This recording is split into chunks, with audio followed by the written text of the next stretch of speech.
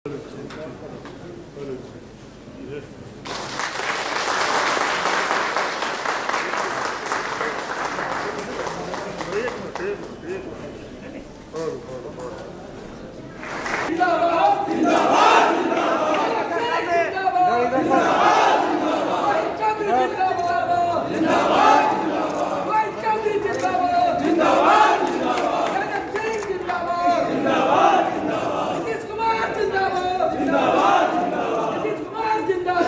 रोहित चौधरी जी का हम इस पार्टी में हार्दिक स्वागत करते हैं और इनके साथ आए आप सभी साथियों का हार्दिक अभिनंदन करते हैं जो आज आप आए हैं। और रोहित चौधरी जी को आश्वस्त करते हैं कि आप जनता दल यू परिवार में आए हैं।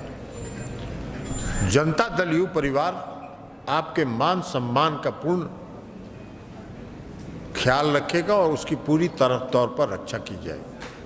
2005 के पहले बिहार में न बिजली थी, न बिहार में सड़क था, न बिहार में कानून व्यवस्था था, न बिहार में शिक्षा व्यवस्था थी और न ही बिहार में स्वास्थ्य सेवा की कोई व्यवस्था थी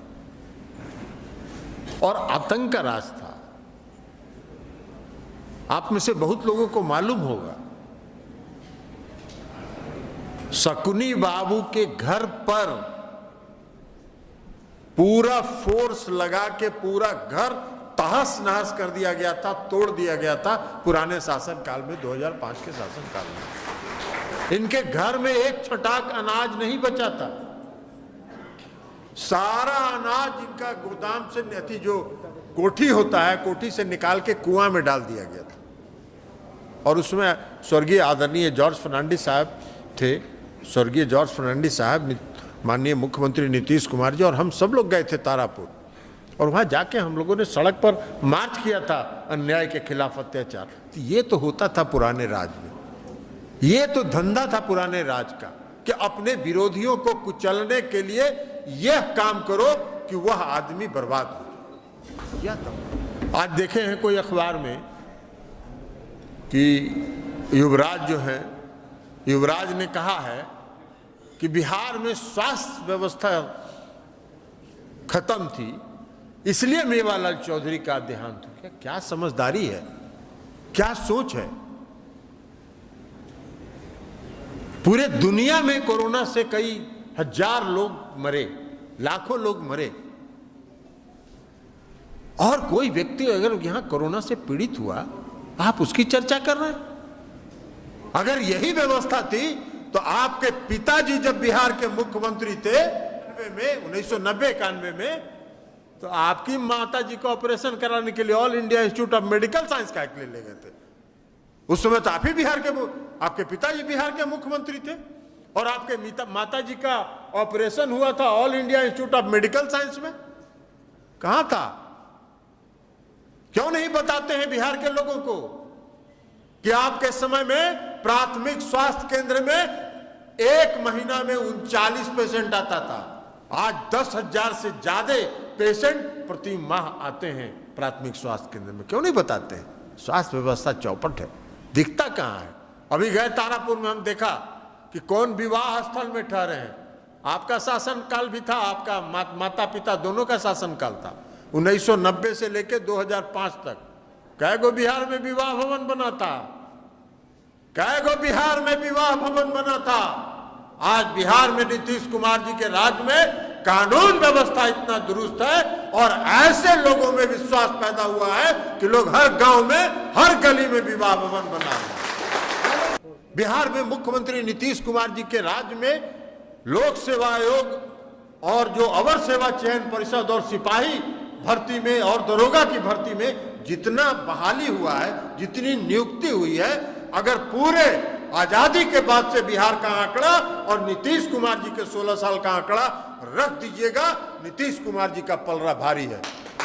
आप सबों से हाथ जोड़ के करबद्ध प्रार्थना है कि यहां से लौट के जाइए, गांव-गांव में तारापुर के विधानसभा क्षेत्र में फैल जाइए और जनता दल यूनाइटेड का झंडा बुलंद करिए और वहां जीत का मार्जिन, जो उपेंद्र कुशवाहा जी ने कहा, जीत का मार्जिन डबल कर देने का काम करिए, तभी इस लक्ष्य को हम लोग प्राप्त कर सकेंगे और उनको मुंहतोड़ जवाब दे सकेंगे। और बाकी अरे भैया, राष्ट्रीय जनता दल वैश्य समाज को भले टिकट दे दिया है, लेकिन क्या लोगों को मालूम नहीं है कि 2005 के पहले शाम 7 बजे के बाद वैश्य समाज के लोग अपनी दुकान का शटर गिरा लेते थे? क्या लोगों को मालूम नहीं है कि व्यापारी वर्ग के लोग बिहार छोड़कर बाहर जा रहे थे? बिहार में सब धंधा बंद हो गया था, उद्योग वगैरह तो था ही नहीं, सारा धंधा बंद हो गया था, अपहरण का उद्योग चल रहा था। और सबसे ज्यादा प्रभावित जो वैश्य समाज के लोग, जो व्यापारी करने वाले लोग हैं, व्यापार करने वाले लोग हैं, वही लोग सबसे ज्यादा प्रभावित होते थे। तो पटना में बैठकर चाहे जो भी गणित लोग जोड़ ले और खुशफहमी के शिकार हो जाएं, मीडिया में भी कुछ बात भले इस रूप में आ जाए, लेकिन तारापुर के वैश्य समाज के लोग भी सारी चीजों को समझ रहे हैं और वहां की जो सच्चाई है उसके आधार पे जो हमारे गठबंधन के साथ लोग हैं, मजबूती के साथ समाज के सभी वर्ग के लोग हैं, और उसके आधार पर यह बात बिल्कुल तय है कि जितना वोट से हम जीते थे पिछली बार, उससे कई गुना ज्यादा वोट से इस बार तारापुर में जीतेंगे। यह बिल्कुल स्पष्ट है।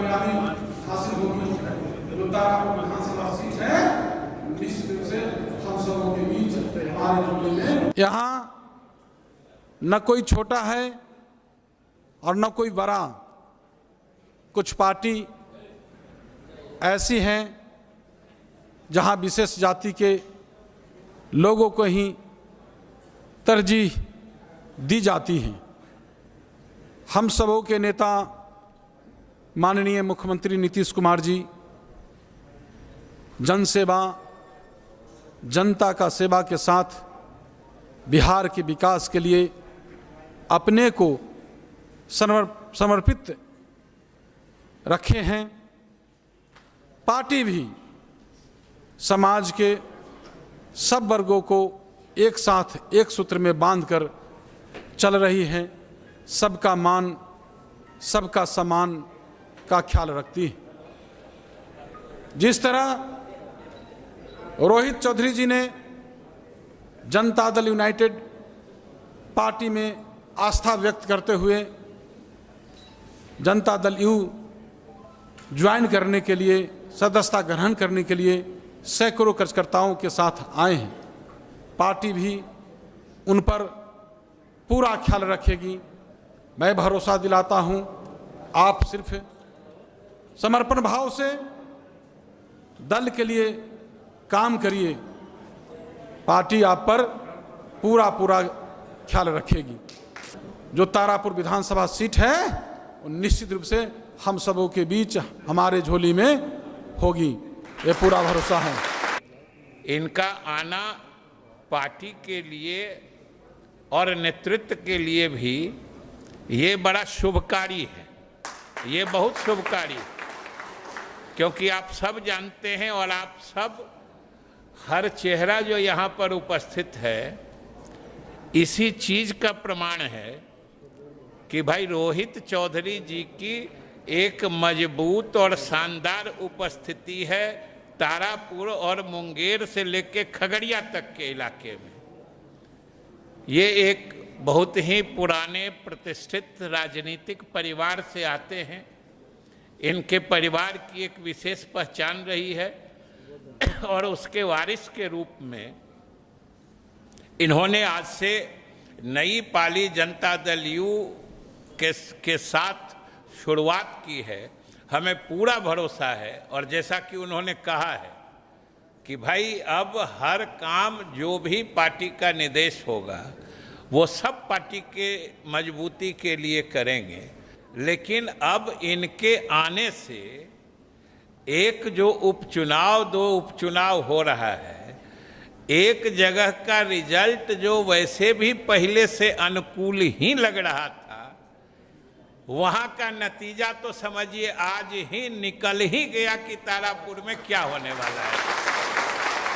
98-99 में मैं इंजीनियरिंग कॉलेज चला गया और जहां कुछ मुंबई के दोस्त मिले, उन्होंने कहा कि यार तुम्हारा यूनाइटेड बिहार था, उस समय बिहार यूनाइटेड था, और तुम्हारे पूरे बिहार की बजट जो है 12,000-13,000 करोड़ है।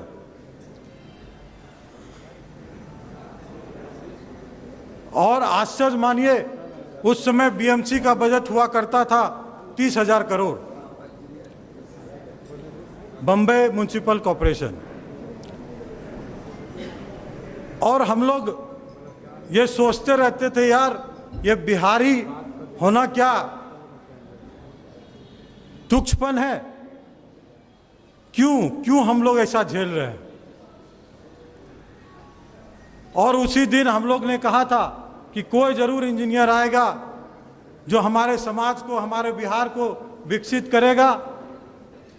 और ठीक उसी तरह आज आप देख लीजिए कि 2,28,000 करोड़ का बजट है और उस मुंबई का बजट 39,000 करोड़ है और पूरे महाराष्ट्र का 1,30,000 करोड़ ही है।